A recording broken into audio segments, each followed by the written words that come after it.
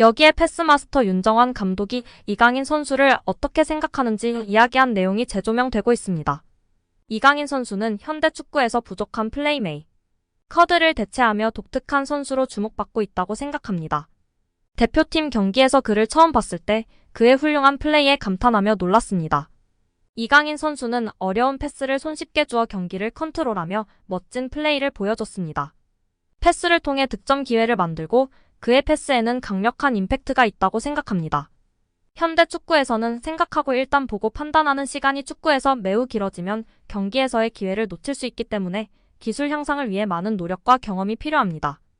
현대 축구는 빌드업을 중요시하여 매우 안정적인 축구를 하기 때문에 도전적인 플레이를 제한할 수 있는 경향이 있습니다. 하지만 패스를 통해 공간을 활용하면 공격 기회를 창출할 수 있고 그런 패스를 잘하도록 훈련하는 것이 중요한데요. 이러한 부분들을 이강인 선수는 완전히 마스터하고 있고 다른 선수들보다 월등하기 때문에 돋보이는 것 같습니다.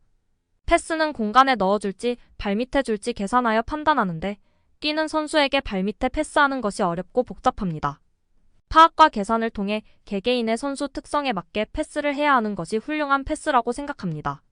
패스를 넣는 선수는 상대 수비 위치 파악과 패스 가능성을 고려해서 해야 하기 때문에 상당히 퀄리티 기술적인 선수라고 봐야 해요. 이러한 패스를 하는 이강인 선수는 정말 대단한 선수로 존중해야 합니다. 특히 압박이 강력한 상황에서도 자신의 플레이와 압박에 능숙하게 대처하는 뛰어난 실력을 보여주었는데 정말 놀라웠습니다. 압도적이었습니다. 앞으로는 이강인 선수를 중심으로 한국 대표팀이 재편될 가능성이 많을 것 같습니다. 이강인 선수가 어린 시절에도 훌륭했지만 최근 몇 년 사이 폭풍적으로 성장한 것으로 피나는 노력을 했기 때문이라고 생각합니다. 어릴 때부터 독특한 재능을 갖고 있었지만 지금의 실력은 노력 덕분에 달성한 거라 생각되어집니다. 피지컬적으로도 성숙해져서 속도, 수비, 피지컬 등에서 큰 발전을 이루었습니다.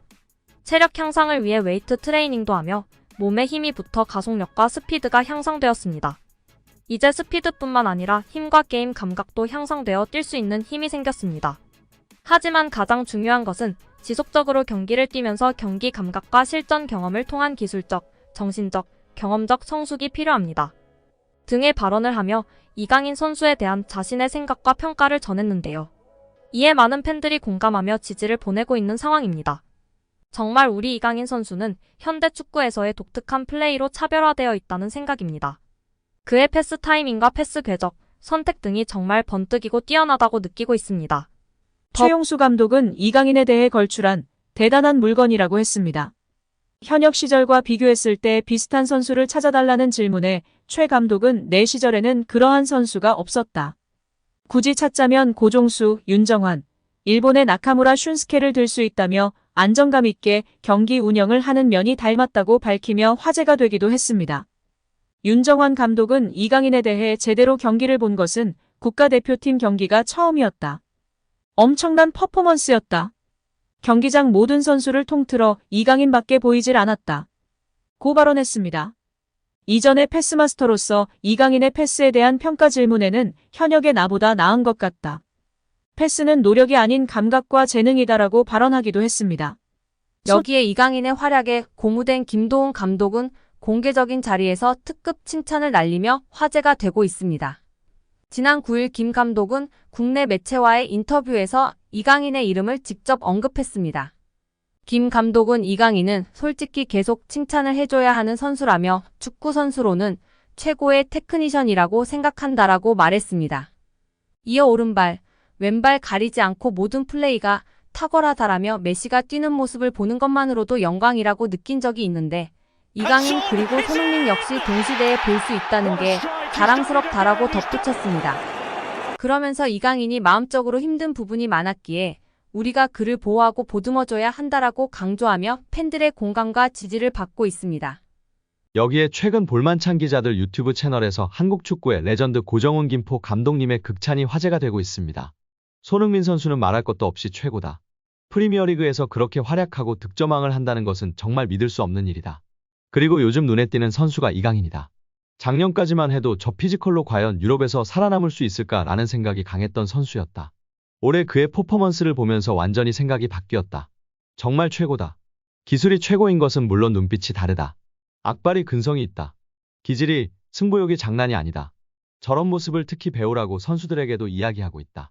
기술이 최고인 것뿐 아니라 악발이 근성으로 뛰는 모습이 있기 때문에 어린 시절부터 그런 모습이 보였었다. 그러니 살아남는 것이고 최고가 되는 것이다. 앞으로도 더 좋은 모습을 보여줄 이강인 선수이다.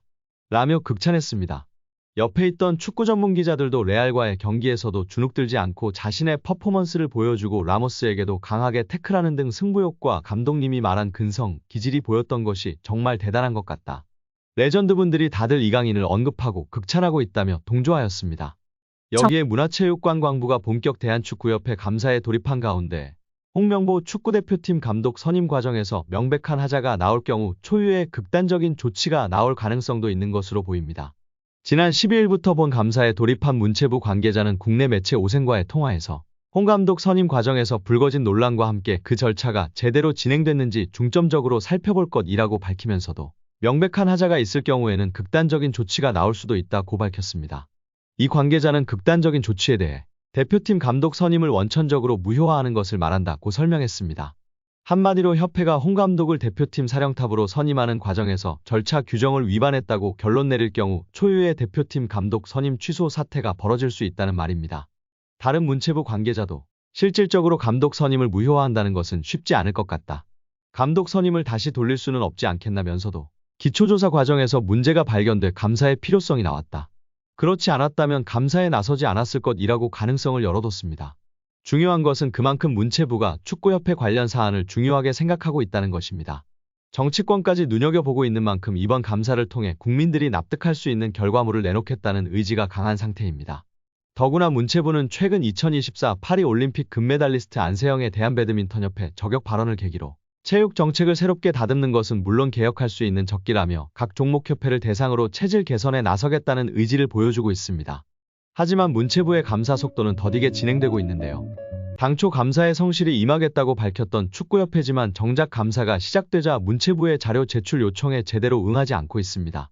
문체부 관계자는 축구협회가 요청한 자료를 제출하지 않아 감사 일정에 차질을 빚고 있다면서 당연히 받아볼 수 있을 것으로 생각했던 자료도 변호사를 앞세워 제출하지 않는다.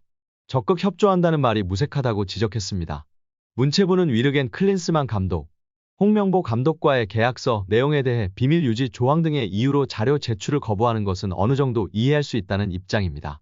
하지만 영업 비밀 등 각종 이유를 들어 다른 자료도 제대로 받아보지 못하고 있다는 점은 납득하지 못하고 있는 상태입니다. 이 때문에 문체부의 감사 일정에도 차질이 빚어졌는데요. 당초 문체부가 목표한 감사 일정은 8월 말까지였습니다. 하지만 9월로 넘어갈 수밖에 없는 상황이 됐습니다. 문체부 관계자는 미흡하면 9월까지 감사가 이어질 것이라고 강조한 바 있습니다.